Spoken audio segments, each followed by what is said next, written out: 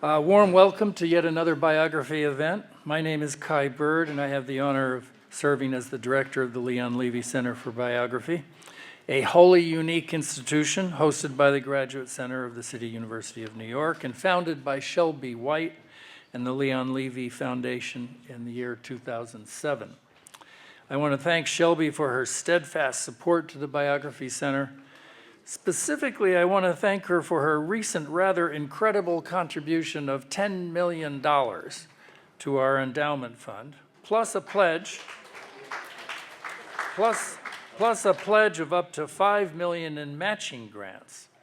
So if any of you have a little change to spare, the Leon Levy Foundation will match your grant up to an amount of $5 million. If you give us $1 million, for instance, we'll name one of the fellowships after you. You can talk to me after this event about this fabulous opportunity. Please note that our next event will be on Tuesday, May 13th at 6:30 p.m. when former fellow Dan Nadel will be in conversation with Elizabeth Sherman about Dan's new biography of the great cartoonist Robert Crumb. If you have not done so already, please register your email address on our website so that you can be notified of future events. But tonight I am delighted to welcome my friend and fellow journalist, Stephen Shepard, to discuss his biography of J.D. Salinger. Stephen will be in conversation with David Nasaw. Stephen Shepard was the founding dean of the Graduate School of Journalism at the City University of New York, a position he held from 2005 to 2013. From 1984 to 2005, he was editor-in-chief of Business Week, the largest business magazine in the world. Prior to that, he was a senior editor for national affairs at Newsweek, editor of the Saturday Review, and president of the American Society of Magazine Editors. His memoir, Deadlines and Disruption, My Turbulent Path from Print to Digital, was published in September 2012. His other books include A Literary Journey to Jewish Identity, Rereading Bellow, Roth, Malamud, Ozick, and Other Great Jewish Writers, 2018. And finally, Second Thoughts, another memoir published in 2021. David Nasaw is the Arthur M. Schlesinger Professor of History Emeritus at the CUNY Graduate Center and a past president of the Society of American Historians. His most recent book, The Last Million, Europe's Displaced Persons from World War to Cold War, was named the best book of the year by National Public Radio and History Today. He is also author of The Patriarch, The Remarkable Life and Turbulent Times of Joseph P. Kennedy, a New York Times 10 Best Books of the Year, and a Pulitzer Prize finalist in biography. His bestseller, Andrew Carnegie, was a Pulitzer Prize finalist as well and winner of the New York Historical Society's American History Book Prize. The Chief, The Life of William Randolph Hearst, was the recipient of the Bancroft Prize for History and the basis for the 2022 PBS American Experience documentary. Shepard and Nasaw will be in conversation for about 40 minutes, and then they will take questions from our in-person audience. This event is being live streamed, so hello out there to our virtual audience. Stephen will be signing books at the conclusion of this event just outside in the lobby.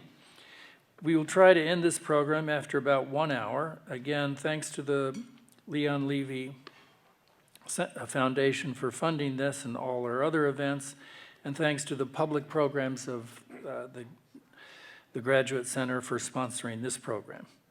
David, I now turn over the conversation to you. Thank you.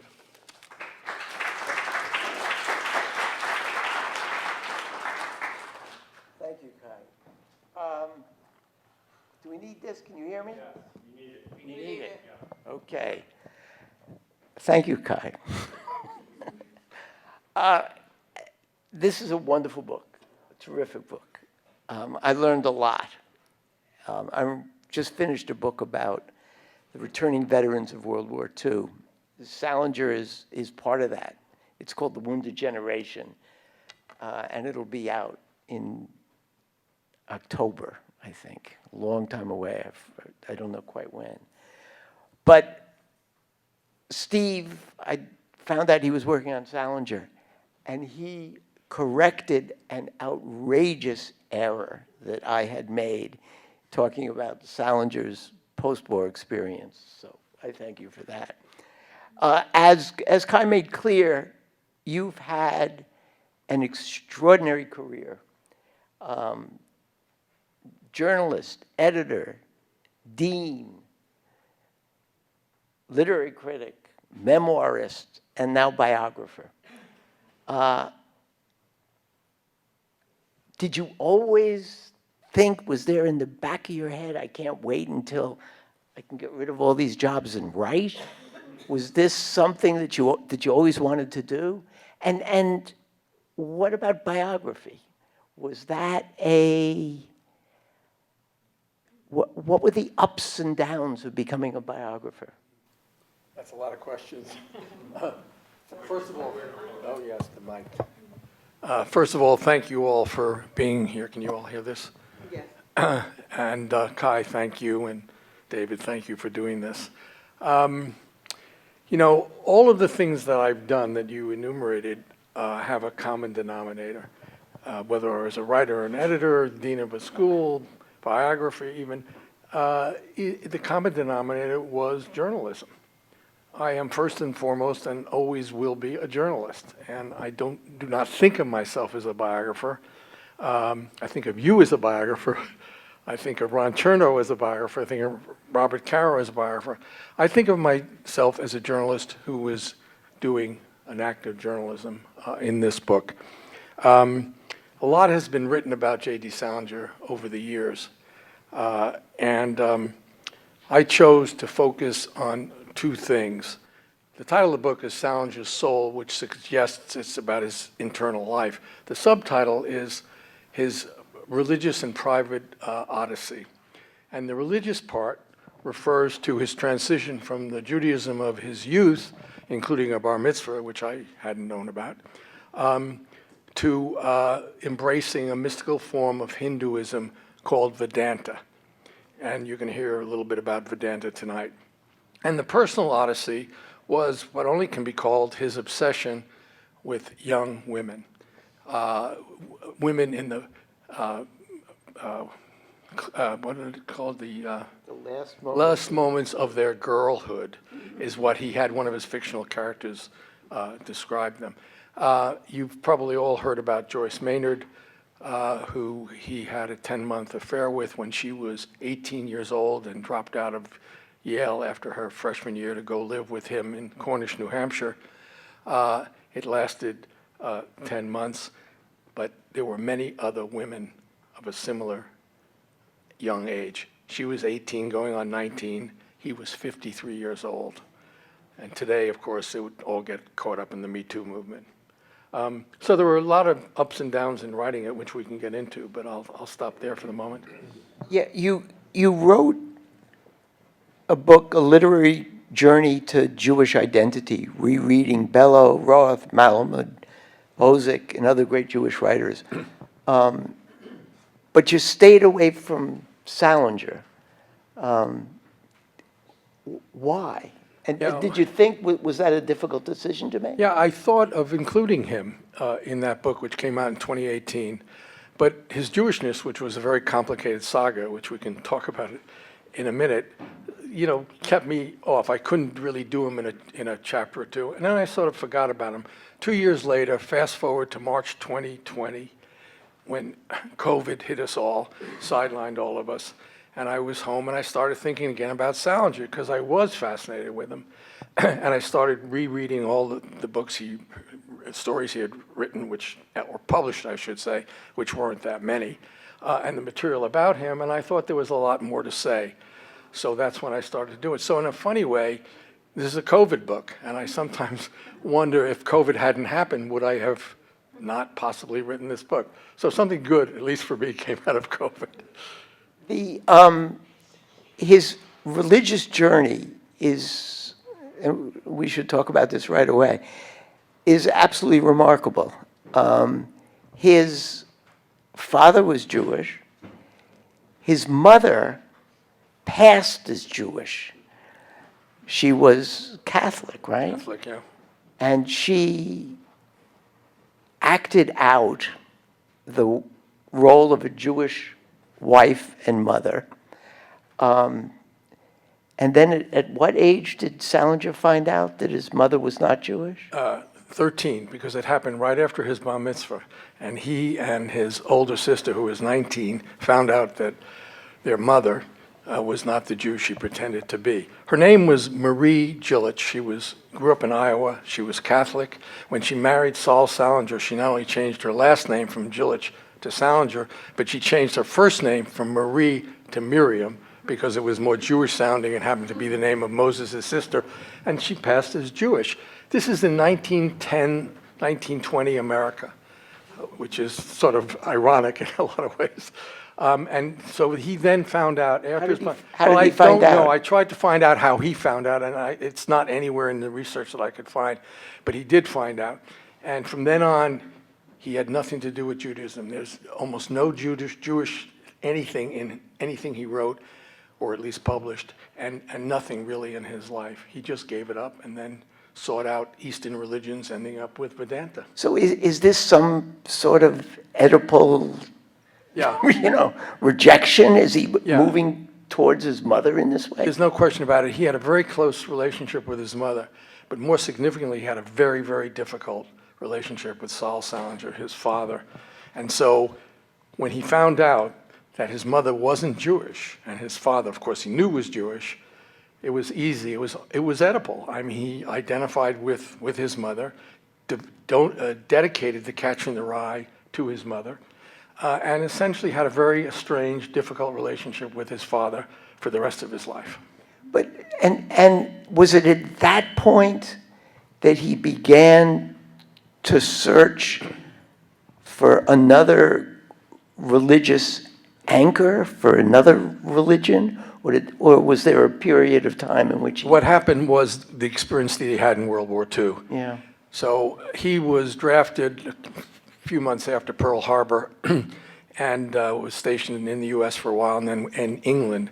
And he was part of the second wave landing in Normandy on D-Day, June 6, 1944. And he was in continuous combat for the next 10 months.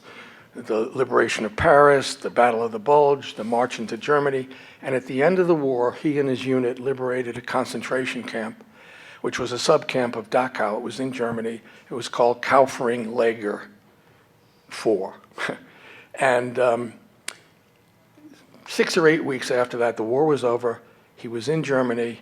He had what he himself describes as a nervous breakdown, which today we would call PTSD, post-traumatic stress disorder.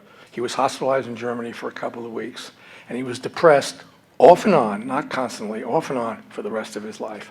And it was to seek solace for the depression that he experienced after the war that he sought out religion. And so he experimented a little bit with Christianity, some with Zen Buddhism, finally settled on Vedanta, which preached a personal relationship with God. And he found it, if not healing, at least consoling. And for the rest of his, he practiced, I don't know if you practice Vedanta, Yeah. or he was a Vedantist. I never heard of Vedantist. For the rest of his life. Yes, he was a serious practitioner of Vedanta. With He one- meditated yeah. every day. He read sacred texts all the time. He really was very into it, With one exception. with one exception. Vedanta was very strict about sex. What else does religion do? I don't so it said sex was okay only in marriage and then only for the purposes of procreation. So disassociating sex from any idea of pleasure. And this was not going to go over with J.D. Salinger. There's no sex in any of his writing, but there was plenty of sex in his life.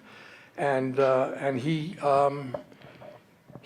didn't heed this one credo of Vedanta. He had, as I said, many relationships with young women, most of them young women. So. And talk more about, I was just fascinated by this.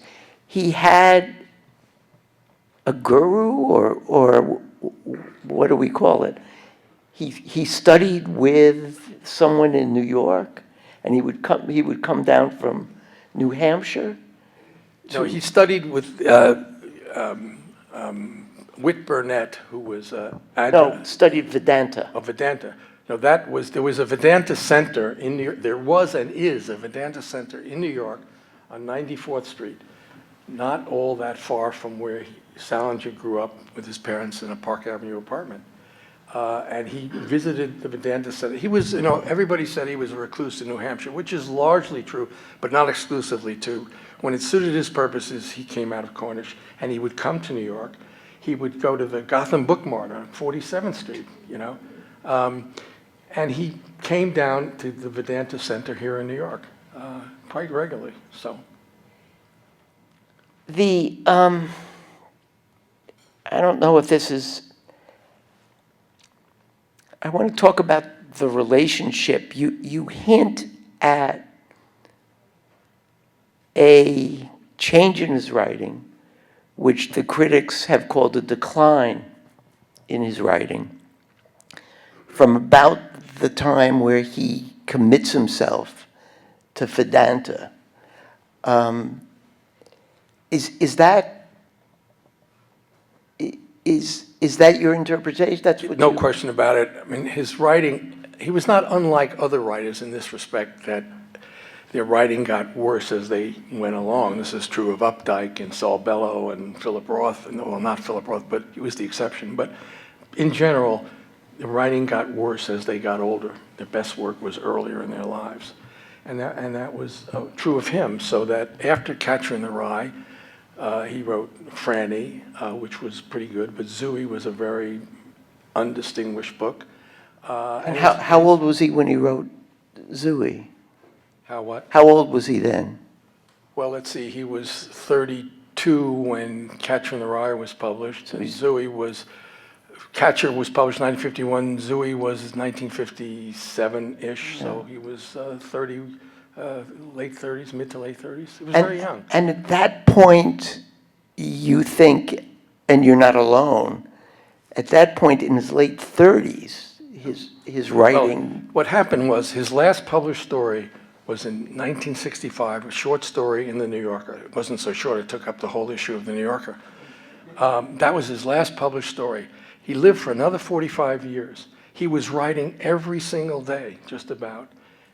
Didn't publish one word of it, okay? So all of this stuff was being written and nobody saw it, okay? And he was already enthralled to Vedanta. One of the reasons that the fiction deteriorated is he ended up being a bit of a religious proselytizer for Vedanta. A lot of the latest stories have examples of that. And John Updike put it very, very well in a 1961 review when Franny and Zooey was published as a book after each story had been in the New Yorker some years earlier. And what he said, he was very critical about the Zooey story. And what he said was, Salinger has clinched our suspicion that a proselytizer has taken over the lecture stand, the writing stand. He became a proselytizer for Vedanta, and that, in my view, is what contributed to the decline in the fiction that we've seen, which obviously stopped in 1965. Now, the other thing I should mention is that his son, Matt Salinger, who is 65 years old now, roughly, and lives in Connecticut, is working on all the unpublished stories that his father left behind when he died in 2010. There's a lot of material. It's 45 years of stuff, and it's supposedly going to be coming out. And so we will find out when this happens, which could be in the next year or so, whether there was any improvement in his writing or it kept getting worse.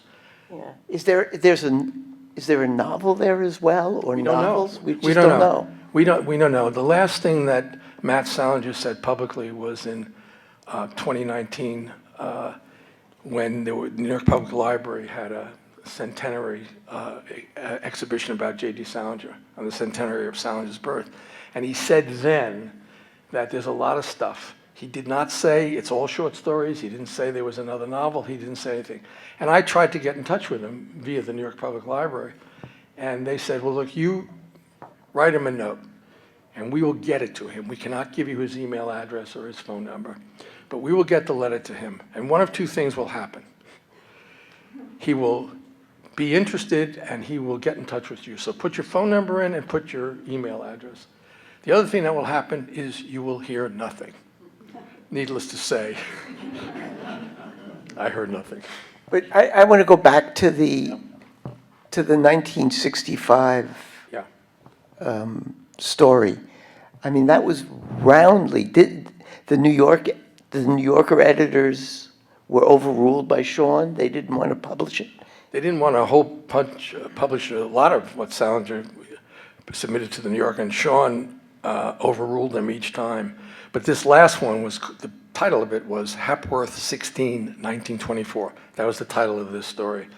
And everybody thought it was really bad. And what you're referring to is when Michi Kakatani, there was a rumor that it was going to be published as a book, this short story, because it was his last thing. This is 30 years later.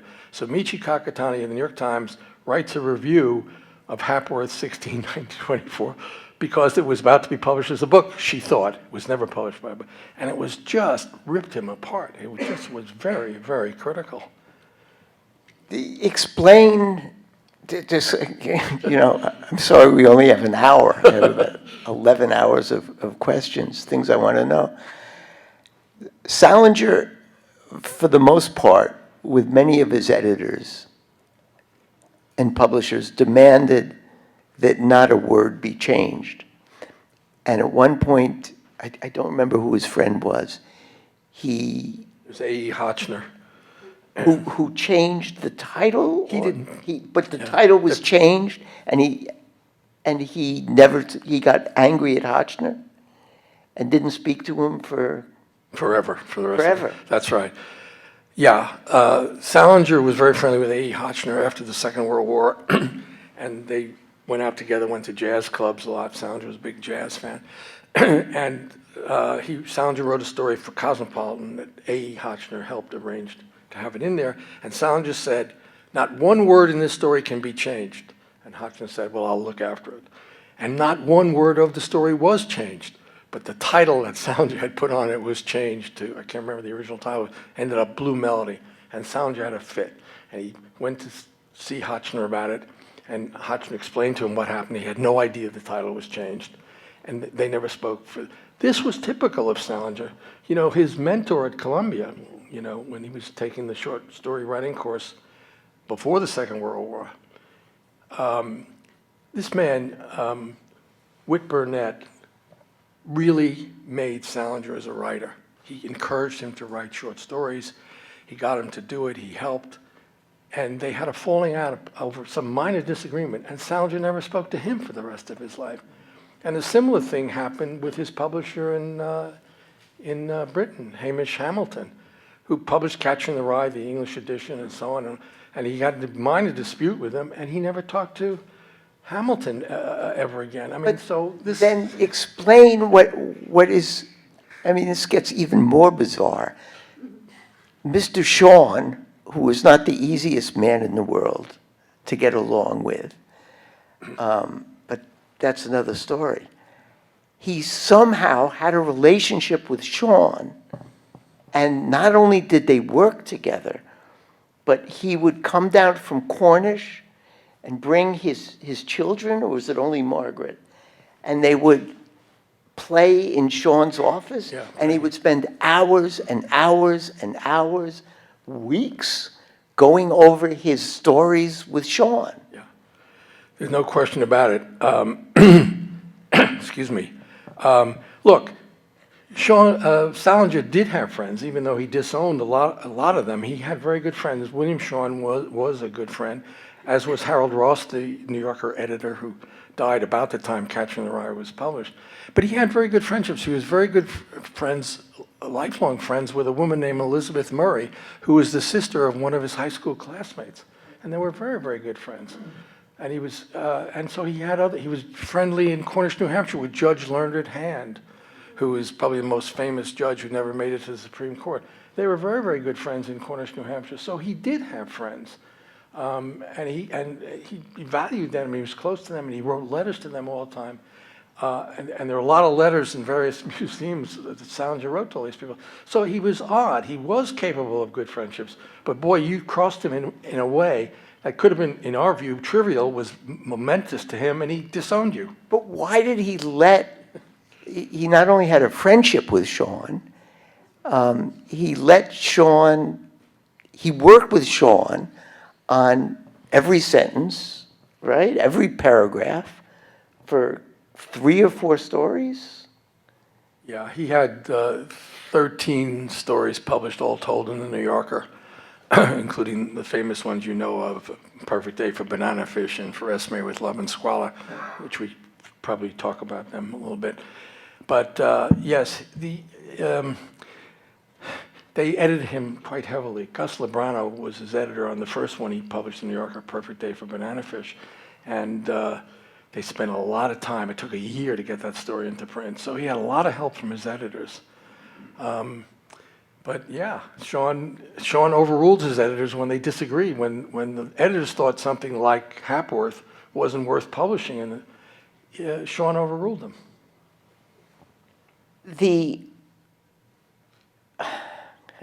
Wow. Having spent all this time with Salinger and his work, I mean, do you end up, this is an impossible question. If somebody asked me this about my biographies, I would just, walk out of the room. But I'm going to ask you anyway. Did you, in the end, did you like the guy? Would you have wanted to have dinner with him? Those are two different things. Well, okay. Well, you can answer them one after the other. He was a hard man to like. And, when you get involved, as you know, with all these characters and you're writing them in great detail, you want to like them. But it was very difficult to like him. And part of the reasons was the way he treated people who were close to him. So his second wife, Claire Douglas, who was the mother of his 2 children, Matt, and the daughter, Margaret, Peggy, he wasn't physically abusive to her, but he really abused her psychologically, It was awful. And he had a very bad relationship with his daughter, Peggy, and they ended up not speaking to each other. And she was difficult, okay, but, he was the father. One thinks that he had some sort of a role in making sure that his relationship with his daughter didn't get to the point where they stopped speaking to each other. And so it's hard to like a man like that. Tell the story of her pregnancy and what the story of her pregnancy and his reaction. Well, I don't know if we're thinking the same thing, but she went and had an abortion. And is that the one you're talking about when she was in high school and had the abortion? The next one. The next one. You tell the story. Well, didn't he say, why do you want to bring A child into this world, why yeah. do you want to bring she's in the hospital, Yeah. pregnant, ready to deliver, right? Yeah. Does he visit or he writes her or calls her and he says, why do you want to bring a child into this world? Which is probably not what his daughter wanted to hear at that moment. They didn't have a good relationship. It's just the way it is. And my only point about him when you said, do I like him? It's hard to like a man who essentially stops speaking to his own daughter, even if she is partly responsible and maybe even mostly responsible, depending on how you see it. So, You had read, you talk, one of the things I like in the biography is your use of the first person. And it's not intrusive and it works. And at some point you talk about having read these stories in Catcher in college, I think. You came back to it later. Were there surprises? Was the second adult reading, did it open up things that you hadn't seen before? well, first of all, I knew nothing about his World War II experience. Yeah. And so reading the book, reading about his life after I had read some of the fiction changed my view about some of the things, because he was a war-damaged man, and that influenced what his fiction was about. And I mentioned For Esme with Love and Squalor. That's a story which has a good ending about Sergeant X, who was damaged in the war and meets this 13-year-old girl, Esme, and her 7-year-old brother. And it's a very poignant story about the relationship between the two of them. And it has a good ending. The other story he wrote about a war-damaged man was Banana Fish, Perfect Day for Banana Fish, which had a bad ending. Seymour commits suicide. So he was very, I didn't know this, how affected he was by what happened in World War II. And it was because of that that he became so deeply religious, as I mentioned. And I had no idea how religious he was. He was a very, very religious man. I mean, who knew this about J.D. Salinger? I certainly did. The stories, if people haven't read the short stories, and I hadn't till I began my own book, the 9 stories, those stories are just absolutely remarkable. I found much more in those stories, and they're entirely different tone. It's difficult to believe that the same guy was going to write or was already writing Catcher.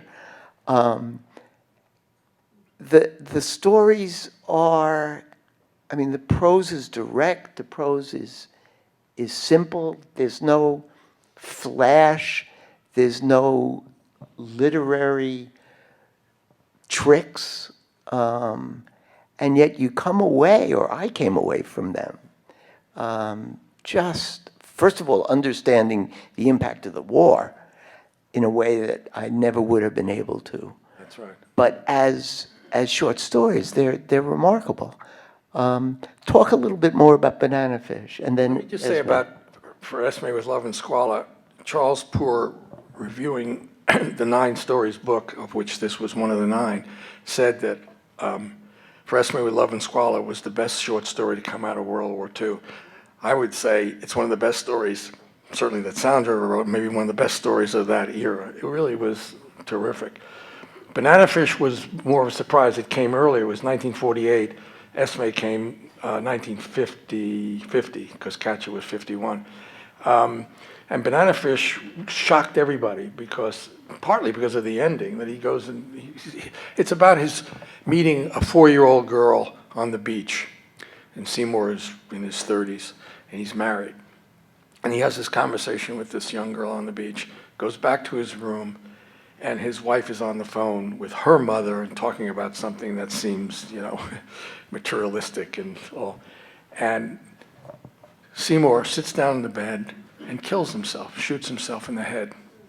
Well, this is a shocking story. In the New Yorker, I don't think had published anything quite like that. And so this made Salinger's reputation, or at least awakened the literary world to who this guy was, to write that story. It was a very profound story and made huge waves when it hit. Talk about his writing about children. I mean, he writes about children all through those stories, and then does Catcher. And there's something so poignant, so real about those children, and yet there's a touch of romance also, I think. The exaggeration of childhood innocence. Yeah, this is a theme also in Catcher in the Rye. Catcher. I mean, Catcher is sort of a coming-of-age story about a boy who doesn't want to come of age, does not want to grow up, and he doesn't want to give up the innocence of youth for the conformity and materialism of the adult world. This very, very big theme in a lot of Salinger's stuff, Catcher in the Rye and some of the short stories. And I think that's the way that Salinger felt. In many ways, because so many of his relationships were with women who were so much younger than he was, in some cases 40 years younger, post-adolescent women, and women in the last minutes of their girlhood. That's what he was interested in. And it's a case of arrested development in a way, at least in his relationships with women. But he did write very touchingly about young people. Holden Caulfield's sister, Phoebe, in Catcher in the Rye, is exquisitely drawn, just a wonderful portrait of she was 10 and Holden was 16 in Catcher. But there were many others, including Sybil on the beach with Seymour and Banana Fish. He wrote about young people all the time. And I think it's because he identified with young people, their innocence and their purity, without the corruption of becoming an adult and the responsibilities that come with adult and the conformity and the materialism. That's really what bothered Salinger. And he was just very, very affectionate about young people. When his children were young, I mean, did he get along with Margaret, or Peggy and Matt when they were 8, 9, 10 years Yeah. old? Yeah, he was very close with Peggy when she was a young girl. Things changed when she hit adolescence, and then they had that falling out. But he remained close to Matt, his son, who was 4 years younger than Peggy. And then at the end towards the end, he set up J.D. Salinger Literary Trust to turn over all the unpublished material that would be left behind when he died.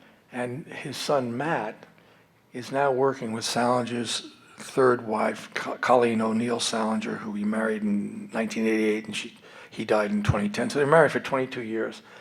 She and Matt, her stepson, are doing the work on all the unpublished stories. So, But not Margaret. no, they didn't speak for the last 10 years of his life. And Matt, somebody asked him in a newspaper interview with The Guardian several years ago whether he was in touch with his sister. And he hemmed and hawed and apparently said, yes, we're in touch, meaning that they occasionally wrote or spoke, but they weren't close at all. Let's talk about... She was angry that I'm sorry. Peggy wrote a book in 2000 about her father. And a lot of it is a loving story when she was very young, a father-daughter relationship. But at the end, she really attacked Salinger in a very, very vicious way. And when the book came out, Matt Salinger, her brother, said, I understand why she's angry at him, but to write a book about him and say all those things about him is not right. So he had a kind of difficult relationship with his sister after she wrote this tell-all book, nasty book. She's alive? She's alive. Did you try to talk to her? No, she wrote a book. I had everything I wanted from her book. Yeah. So I didn't want her to say, oh, I don't think that anymore. All right. I didn't try. I tried with Matt, but I didn't get anywhere. Let's talk about Catcher. Yeah. Talk about the history of when it comes out, and is it immediately, does it get great reviews, and is it on its way to the bestseller list right away? No. First of all, he was writing this book for a long time. When he was shipped out to Europe for the Second World War, he carried 6 chapters of what was to be Catcher in the Rye in his backpack when he landed on the beach at Normandy. So that's how much it meant to him, and he would write every chance he got while he was overseas in the Army. When Catcher came out in 1951, it got kind of mixed reviews. It did reasonably well and ended up number 4 on the New York Times bestseller list on the strength of some very positive reviews. And that's where it sort of sat for a while. And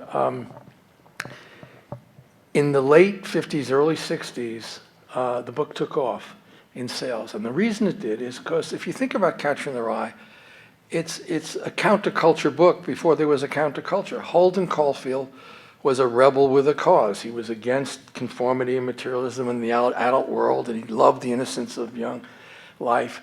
And the book, so it was a precursor to the counterculture, basically. We didn't realize it until the 60s hit. The counterculture came along, the anti-war movement, the women's movement, the civil rights movement. It was a counterculture era, and Catcher in the Rye was a counterculture book before its time. And when the counterculture hit the United States, the book sales took off. This book has sold almost 70 million copies since it was published in 1951. It's one of the 3 or 4 best-selling novels in American publishing history. And it's still... It's still selling 200,000 copies a year, every year. Now, part of that is because it's on the reading lists of a lot of high schools and college literature courses. Well, only in certain places where they tried to ban it, but no, so it sells 200,000 copies a year, which is extraordinary. It's just absolutely extraordinary. So he never had to worry about money. That was one of the good things about it. Could it be written and published today? Well, interesting question. Published in 1951, if you think about the United States back then, it was a very homogeneous population. There was a sizable black population, but it was rather docile.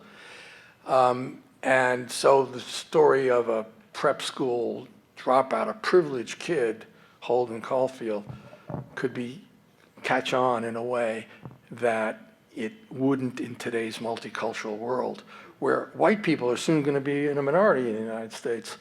And so would multicultural people of all cultures care about this privileged kid who drops out of a fancy prep school and whines a lot, and we're supposed to like him? I think it would be a tougher sell these days.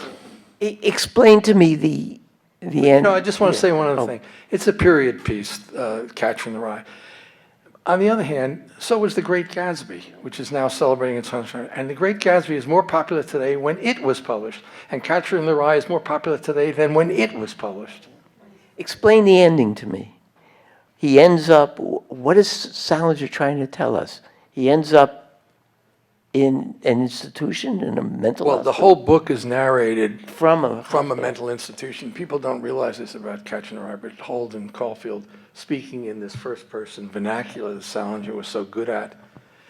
Does he tell us that in the beginning? Or we that don't he's in a learn mental to the institution? end. Yeah, do we learn it in the beginning? I can't remember. We learned it, and we know. The final stuff in Catcher is his sister Phoebe goes on the carousel ride in Central Park, and that's what's, I don't have a picture of Catcher in the Rye here. Well, actually I do. Hang on a second. This is the cover of Catcher in the Rye, if you can see it. It's a red carousel horse. That is the carousel in Central Park that is at the end of Catcher in the Rye, okay? And they put it, Michael Mitchell, who was a friend of Salinger, designed this cover, and he put the carousel horse on the cover of Catcher in the Rye.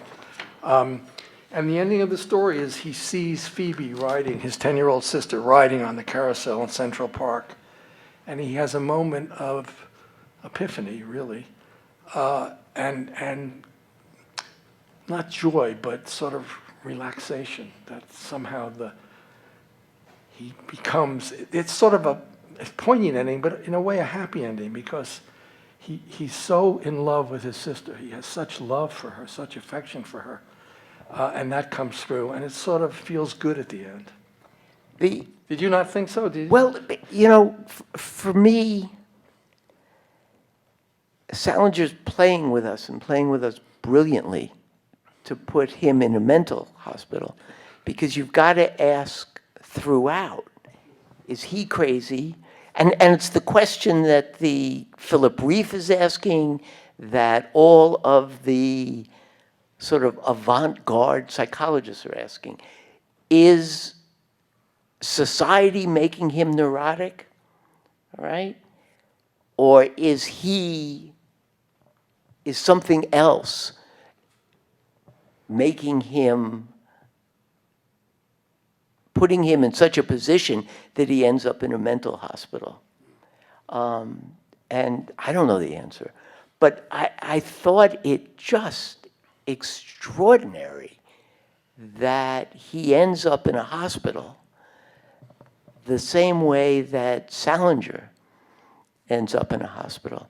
And Salinger hospitalizes himself. And I mean, for me, it's an extraordinary story for my book. After you corrected me, he shoots himself in the arm, in the hand, and he writes his friend Elizabeth Murray, I don't know if I'm going to be able to learn to type with my other hand or what this is going to do. And he goes into a mental hospital in France or in Germany? No, it's in Germany. In Germany. Yes, in Nuremberg. But he doesn't go to a military hospital. Because he thought they would throw him out of the army. And so he he goes into a civilian hospital. And he writes to Hemingway, and correct me if I get this wrong, he writes to Hemingway and he says, I need somebody to talk to who's sane. I don't want people to know that I'm crazy, that I'm a psycho. He said, I might be, but they don't need to know He it. met Hemingway during the Second World War. Hemingway in Paris, in the liberation of Paris. Hemingway was a correspondent, I think, for Collier's magazine. And that's how he met. Salinger sought him out. They went to the Ritz Hotel. Where else would Hemingway be staying? In wartime Paris. So yeah, they did become good friends. That's absolutely true. He didn't actually shoot himself in the hand. He thought about shooting himself in the hand. What would happen if I did this? But he did check himself into a civilian hospital. He did, in his own words, call it a nervous breakdown. But Salinger had been through, 10 months of continuous combat. Holden Caulfield, whatever it was not the seriousness of being, almost killed during the Second World War.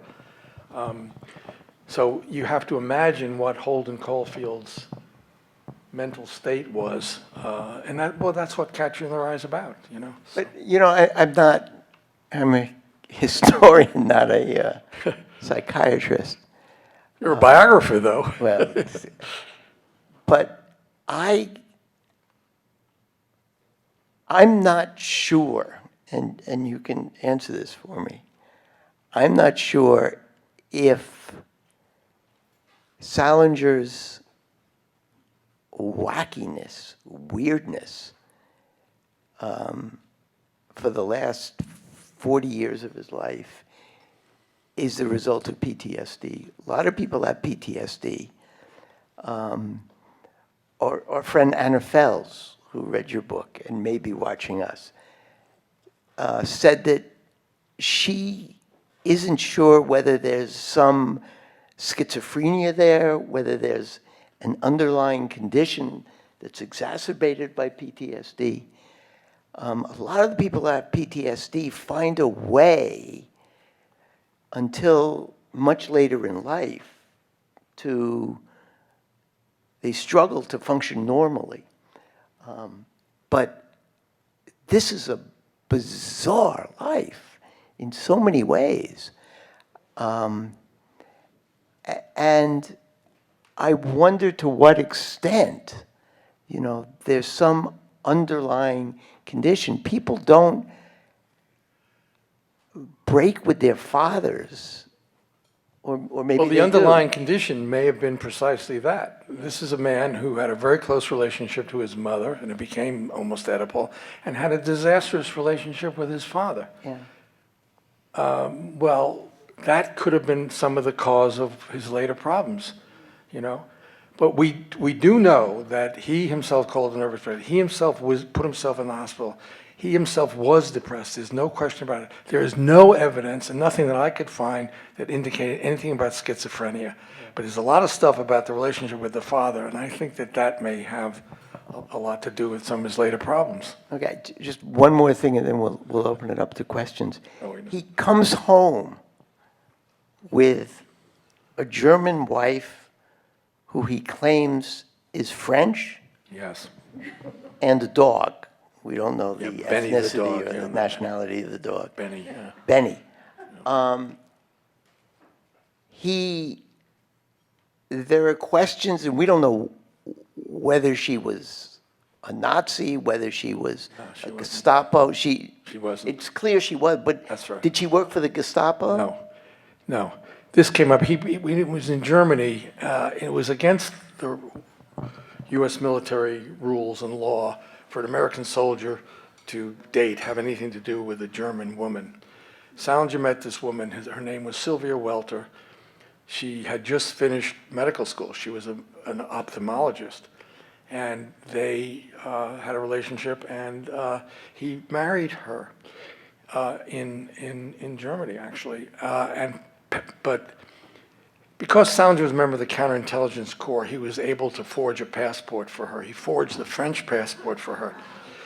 And he stayed in Germany for a year after the war ended. He wasn't obligated to stay in Germany, but he had an affinity for things German. He spoke German, first of all. He married a German woman. He stayed in Germany for a year after the war ended. So he brings Sylvia Welter home to stay. Why he did this, I have no idea, with his parents, his Jewish father and his pretend to be Jewish mother.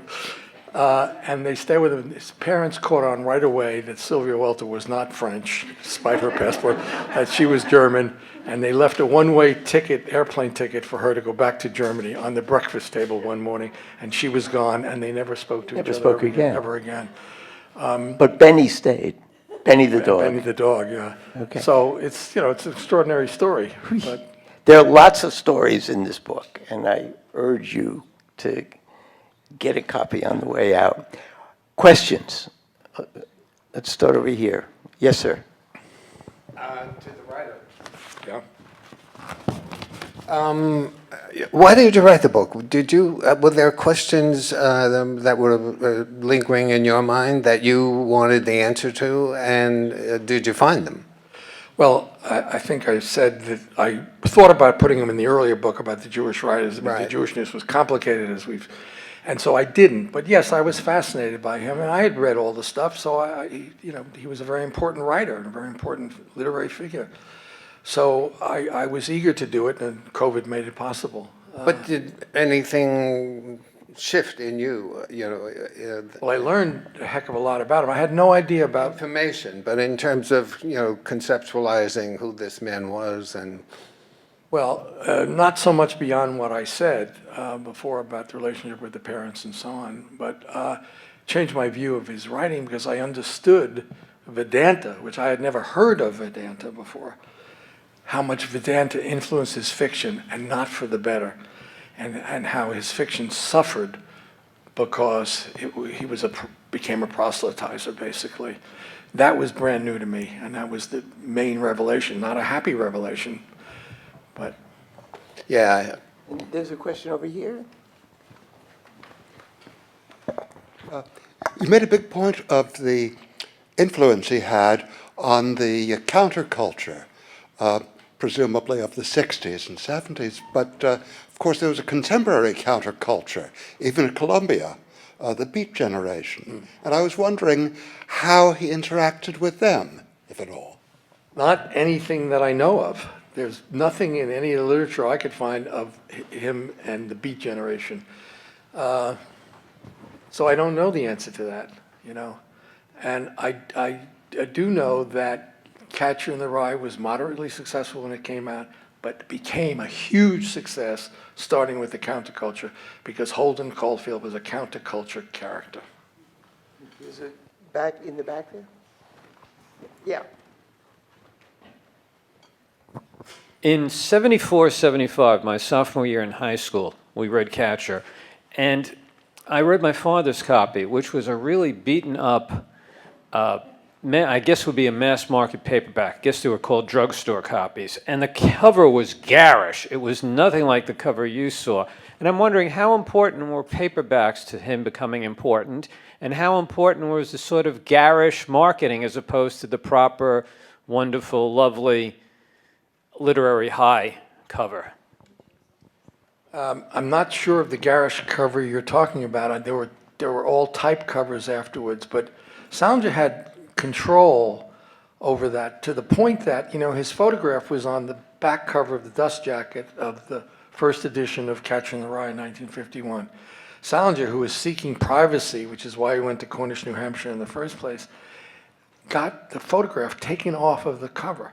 He was not interested in that kind of publicity. Privacy was so important to him. The reason he had a fight with his publisher in England was because there was a garish cover on 9 stories when it came out in England.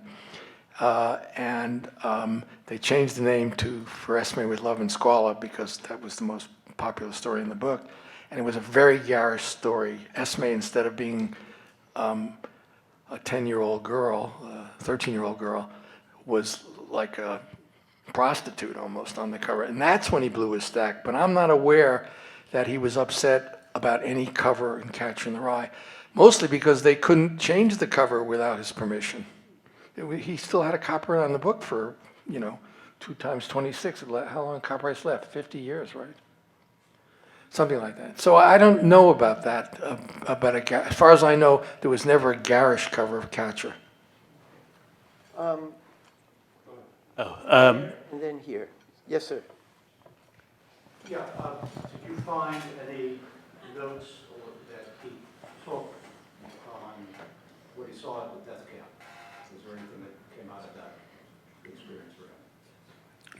apart from the nervous breakdown.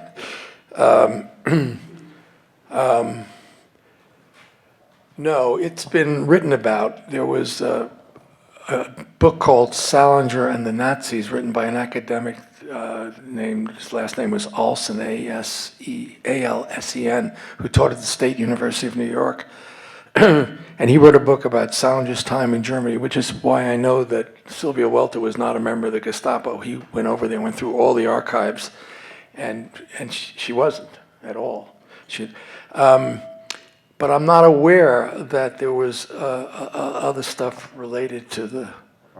But you say that he never wrote about the Holocaust. He did in two stories in a very limited way. He wrote about the old girlfriend in A Girl I Vienna. Knew. The girl I knew. When Salinger went to Vienna before the Second World War, he had started college and dropped out after less than one semester. It was at NYU, and he didn't flunk out. He just walked away, and his father was very, very upset with him, and said he's going to go work. His father was in the food importing business, and made a lot of money. They were a well-off family, and so he said that his son would go to Europe to work in the European side of this food importing business, and so he spent a year in Vienna, which is where he learned to speak German. And what was the question again? Oh, but what he wrote about the Holocaust. So he was living with in the Jewish quarter in Vienna, and he was friendly with a family, and the daughter in the family was a good friend of his and probably a romantic partner. After the war, he went back to Vienna to try to find the family, only to find out that they were all killed in the Holocaust. And he fictionalized that in a story he wrote called A Girl I Knew, which is a very, very good story. That's one of his two stories that had to do with the Second World War. Is that in 9 stories? No, it's not. It was earlier.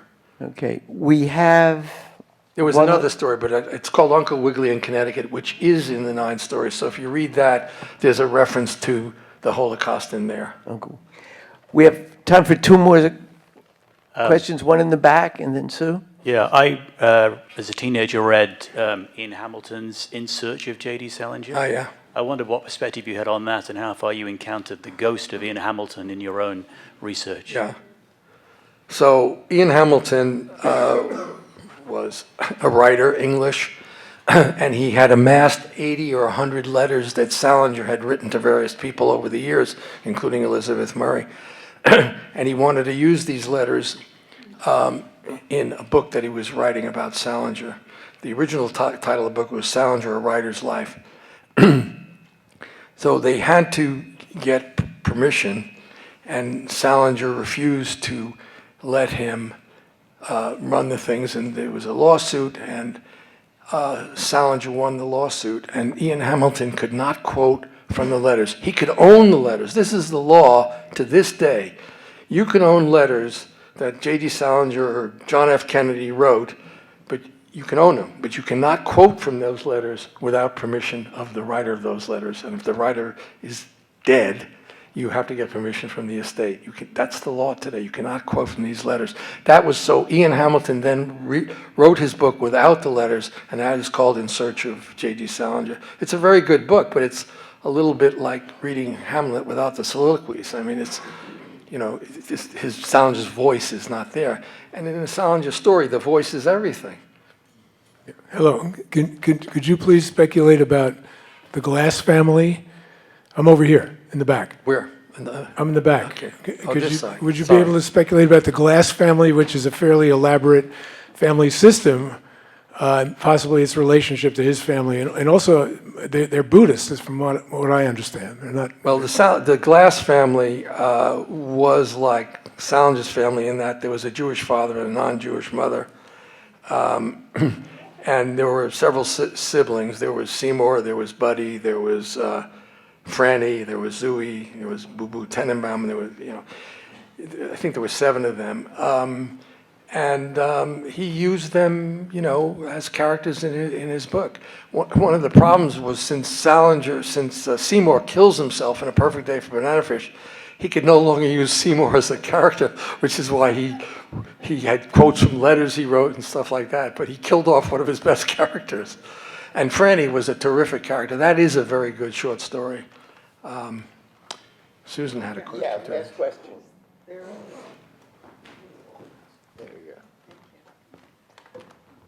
Thanks. Can you help us understand why these young women were attracted to the much older J.D. Salinger? From all that you've said, I don't get it. He was a celebrity. He was famous. I mean, I don't want to make generalizations about women.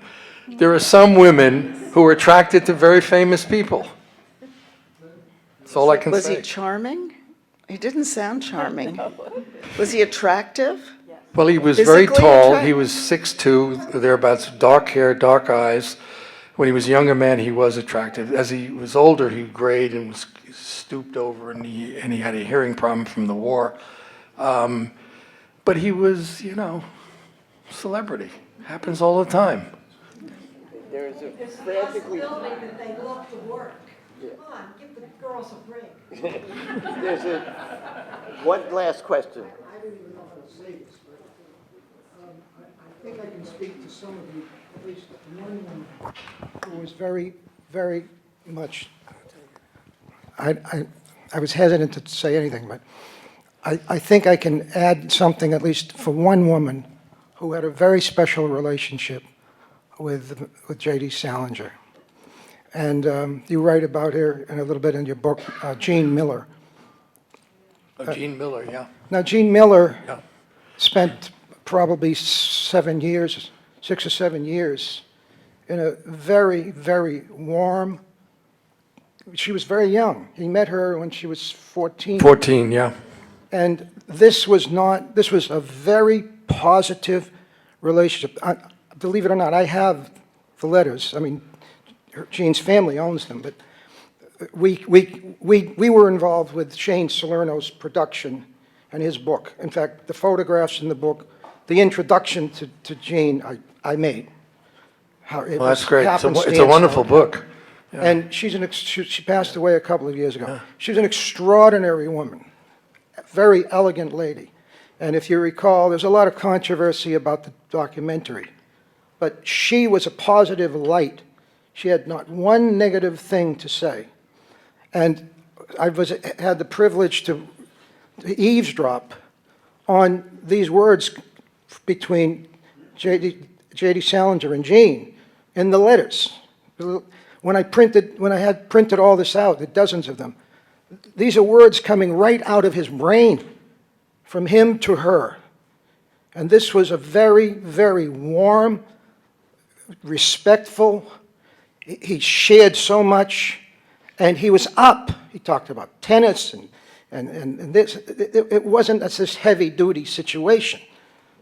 Until he invited her to come to Cornish, New Hampshire, when she was 18 years old. But that was, no, it was 7 years later, or 6 or 7, and that was the end of the relationship. That's right. But there was 7 years before that, Yeah. Okay. which was there was nothing untoward about that relationship. Okay. And it shouldn't be suggested that maybe there was some other, it wasn't that. It is a pleasure to be able to end on a positive note. I want to thank everyone. I want to thank you for a great book and a great discussion. And I want to thank Shelby White and the Leon Levy Foundation for making this possible. Good night. Thank you all.